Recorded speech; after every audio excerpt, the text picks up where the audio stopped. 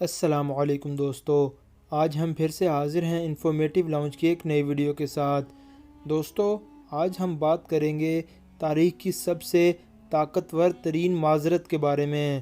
دوستو، جب حضرت ابو ذر رضی اللہ تعالیٰ عنہ نے بلال رضی اللہ تعالیٰ عنہ کو کہا، اے کالی کلوٹی ماں کے بیٹے، اب تو بھی میری غلطیاں نکالے گا، بلال یہ سن کر غصے اور افسوس سے بے قرار ہو کر یہ کہتے ہوئے اٹھے، خدا کی قسم، میں اسے ضرور اللہ کے رسول صلی اللہ علیہ وآلہ وسلم کے سامنے اٹھاؤں گا۔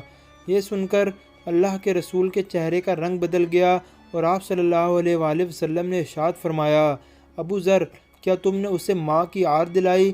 تمہارے اندر کی جہالت اب تک نہ گئی؟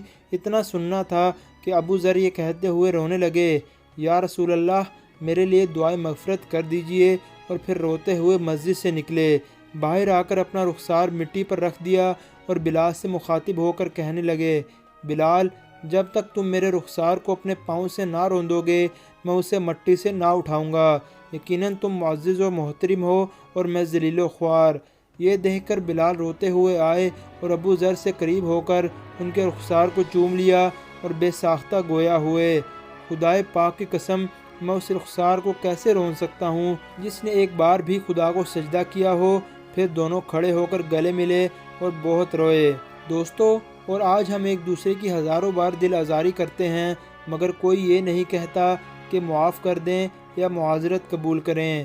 یہ سچ ہے کہ ہم آئے دن لوگوں کے جذبات کو چھلنی کر دیتے ہیں، مگر ہم معذرت کے الفاظ تک زبان سے ادا نہیں کرتے، اور معاف کر دیجئے جیسا ایک عدد لفظ کہتے ہوئے بھی ہمیں شرم آتی ہے۔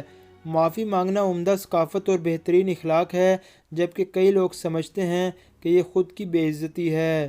ہم سب مسافر ہیں اور سامان سفر نہایت ہی کم ہے۔